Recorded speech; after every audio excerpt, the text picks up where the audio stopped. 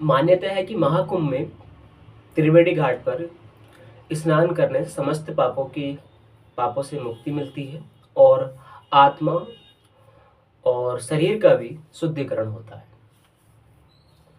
बाबाओं के अनुसार, पौराणिक कथाओं के अनुसार इसका संबंध समुद्र मंथन से माना गया है।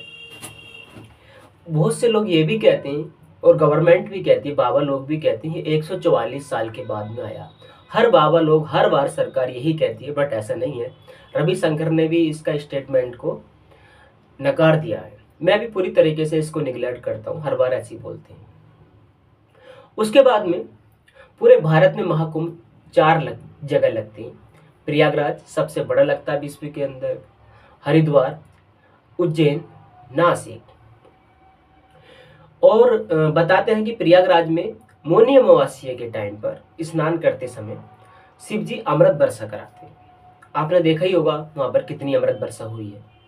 यूनेस्को ने 2017 में इसको विश्व धरोहर सांस्कृतिक विश्व धरोहर में इसको शामिल कर लिया गया। और यूनेस्को ने यह भी कहा था, ये एक पवित्र घड़े की तरह पवित्र त्योहार है। हमारी भारत की सरकार डंका पीट रही है, यूनेस्को ने ऐसे कहा। चलो कहा होगा, पर पवित्र है, कितना पवित्र आप लोग जान गए होंगे।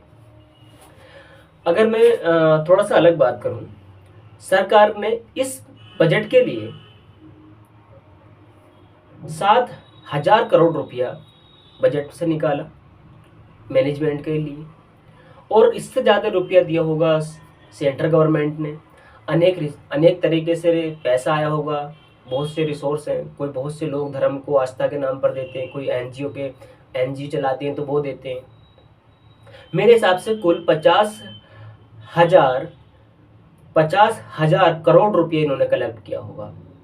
देश के कोने कोने से आदमी आए हुए, विदेशों से आदमी आए हुए, घर घर से, गांव से आदमी आए हुए।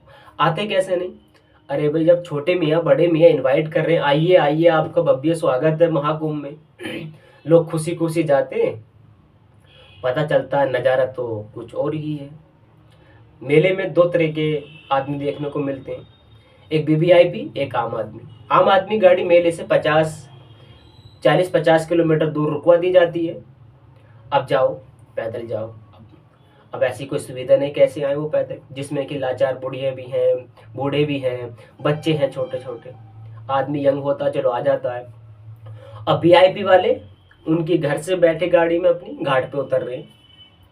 उनको क्यों सिक्योरिटी दी जा रही है, उनको क्यों वीआईपी सुविधा दी जा रही है? वो किस काम के लिए जा रहे हैं? अपने पर्सनल काम के लिए जा रहे हैं। डुबकी लगाएंगे, अपने पर्सनल काम के लिए लगाएंगे। उनको वीआईपी सुविधा इसलिए दी जाती है, इमरजेंसी उसको इसलिए दी जाती है ताकि वो देश की या हमारे समाज की इम्पोर्टेंट मीटिंग में जा रहे हैं। अगर वो इम्पोर्टेंट मीटिंग में लेट हो जाते हैं तो बहुत बड़ा हिरासमेंट हो सकता है, इसलिए उनको वीआईपी सुविधा दी जाती है। जब कोई पर्सनल जा रहा हो तो उसको कैसी वीआईपी सुविधा? बिल्कुल भी नहीं, मैं निगलेक्ट करता हूँ इन चीज़ों को। इस मेले के अंदर बाबा लोग आ रहे, संत लोग आ रहे, नागा आ रहे, नंगी आ रही हैं। ये हिंदू धर्म का, सनातन धर्म का चोला पहन रहे हैं, डंका पीट रहे हैं। हम सनातन धर्म को जगाने आए हैं, हम वहाँ से ढलाना से आए, हमारा वो मठ है। कोई बाबा भांग पीकर एक बाबा को पीट रहा है, कोई बाबा नकली बाबा को पकड़ के गाली दे रहा है, कोई पत्रकार के पीछे हाथ चिमटा लेके मार रहा है, कोई बाबा लेडीज़ों के बाथरूम में जाके वीडियो क्लिप बना रहा है, कोई बाबा 10 साल की 8 साल की लड़कियों को किडनैप कर रहा है, कोई बाबा पी के कह रहा है किसी का 500 का नोट गिर जाता है तो बोला झुकेगा नहीं, मैं तो क्या मेरा बाप भी झुकेगा। एक कहता पुष्पराज झुकेगा नहीं, झुकाएगा साला। मुझे तो हंसी आती है इस बात पर। कोई भांग पीकर पृथ्वी को पलट रहा है, हड्डियां गले में डाल रहा है। भाई सनातन धर्म कब कहता है मांस खाइए, दूसरे को क्षति पहुंचाइए, हिरासमेंट कीजिए? ये आप आइडिया लगा सकते हैं, जो मुर्दे की हड्डी खा रहा है, कवर में से मुर्दा निकाल के खा रहा है, वो बाबा हो सकता है क्या? अजीब बात है। मेरी समझ से बाबाओं के अंदर सिर्फ शांति और शांति होती है, मोह माया से बहुत दूर होते हैं, और ये शांति का पैगाम देना चाहिए और एकजुटता का संदेश देते हैं, वो बाबा होते हैं। ऐसा कुछ यहाँ पर देखने को मिलता नहीं, नज़ारा तो कुछ और है। अब आप आईआईटी वाले नशेड़ी बाबा जी को देख लीजिएगा, मोनालिसा जी को देख लीजिएगा। सरकार ने इनका इतना भरपूर प्रचार करा, सरकारी प्रचार इतना करा, मेन मुद्दों से भटका दिया आम जनता, कुछ पूछो मतलब इन पर कितना पैसा लुटाया गया होगा। आईआईटी वाले बाबा पर मेरी एक डिबेट हुई थी अजमेर के एक लड़के से कम 4 दिन पहले की बात है। काफ़ी टैलेंटेड लड़का था। उसने कहा बाबा बन सकता है। बोला आइए मेक योर स्टेटमेंट, बन सकता है बाबा, पर लाखों में से अगर एक दो बाबा बन जाए तो इसका मतलब ये थोड़ी है सब लोग बाबा बन जाए। मैंने उनसे कह दिया था, बोला मैं आप बाबा मानने ठीक है, मैं बाबा मान रहा हूँ, बट मैंने उनसे लास्ट फाइनली ये बोल दिया मैं इसको बाबा नहीं मानता, ये फ्रॉड बाबा है। मेरी बात बिल्कुल सच हुई। 2-4 दिन के बाद उसको निगलेक्ट कर दिया गया। उनके अखाड़े वालों ने उनको खुद वहां से भगा दिया, नागा पागा साधुओं ने। बोले ये फ्रॉड है, कोई बाबा नहीं, नशेड़ी बाबा है। अब बात आती है मौनी अमावस्या की। मौनी अमावस्या की नाइट में जब बाबा लोग जोर शोर से अपनी पिंडालों को अपने सहपाठियों के साथ में जब नाचते गाते हुए डमरू बजाते हुए जाते हैं गंगा में स्नान करने के लिए, अमृत बरसेगा, शिव भगवान अमृत बरसाएंगे, मैं भी सोगड़ हो गया, लोग भी सोगड़ हो गए। और ये एक साथ भगदड़ मची, गंगा जी में डुबकी लिए, फिर गंगा जी में डुबकी निकाल नहाने के बाद जब भगदड़ जब मची है, सोते हुए लोग आसमान के नीचे जो सो रहे थे लाखों करोड़ों सितारों में, वो दब जाते हैं। जो गिर गया समझ लो मर गया। सरकारी आंकड़ा बताता है 30 लोग मरे। इनके आंकड़े, इनके वादे लाजमी नहीं है, एक नंबर के झूठे हैं, बहियात हैं। 30 नहीं 3000 मरे होंगे। मैं अपने ओपिनियन से कह रहा हूं, अपने माइंड से कह रहा हूं, सरकार हमेशा रियलिटी छुपाती है। जितने बाबा लोग आए, साधु संत लोग आए, इनके पास में बहुत बड़े मंदिर थे और अमृत वर्षा होने वाली थी मौनी अमावस्या के दिन। गंगा मैया तो सबकी रक्षा करती हैं। फिर उन्होंने वहां पर इतना हलचल क्यों हो गया? इनके मंत्रों से आग क्यों नहीं बुझी? इनके मंत्रों से पब्लिक कंट्रोल क्यों नहीं हुई? ये पुलिस की नाकामी नहीं थी क्या? बहुत बड़ी नाकामी थी। भगवान शिव तो अमृत वर्षा कराने वाले, तो हुई क्यों नहीं अमृत वर्षा? देश विदेश से लोग इसलिए आए क्योंकि उनके पाप धुल जाए, और नहाकर अगर पाप धुल जाते हैं गंगा मैया में, तो वो गंगा मैया को पाप तो कहाँ धोई गंगा मैया? गंगा मैया तो मैली हो गई। That is the main question. अगर ऐसा होता नहाकर पाप धुल जाते, सब लोग नहाकर, ये कोर्ट कचहरी अदालत पुलिस मुकदमे ये नहीं होते तो बताइए मुझे। ऐसे ही 2013 में केदारनाथ में, उत्तराखंड में हजारों लोग का हिरासमेंट हुआ, लाखों लोगों का हिरासमेंट हुआ, यानी कितने सौ लोग वहां पर मरे। लोग श्रद्धालु बनकर अपनी श्रद्धा से, मनोकामना से, भक्ति भाव से वहां पर गए।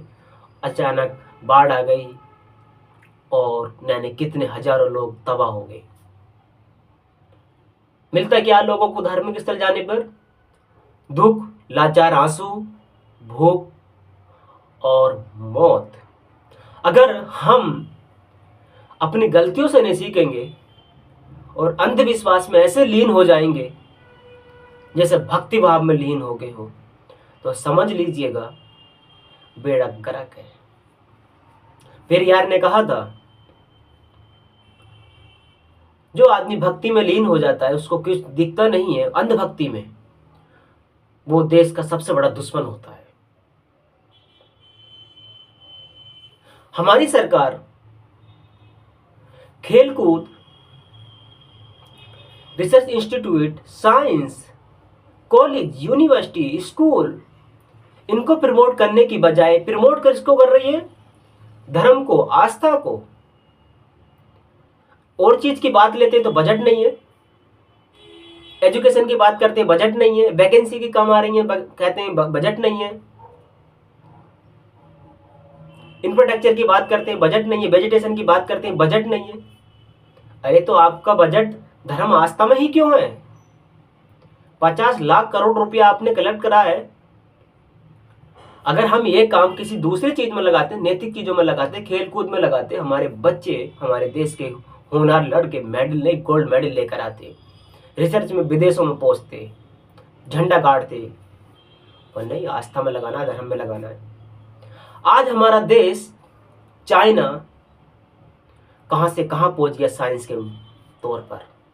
हम मंदिरों में घंटा बजाते हुए रह गए, थाली बजाते हुए रह गए, आस्था में रह गए, धर्म में रह गए।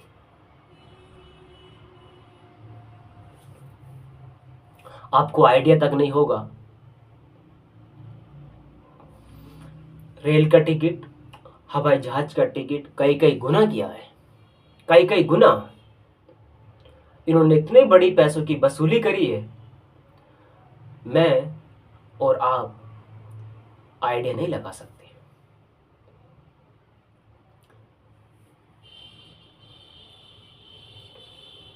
कुछ को मैं जगाता हूं, कुछ को आप जगाइएगा दोस्त। मेरा बस कहने का मतलब यही था, जो पाखंडवाद हो रहा है उस पर मैं सवाल उठाता रहूंगा,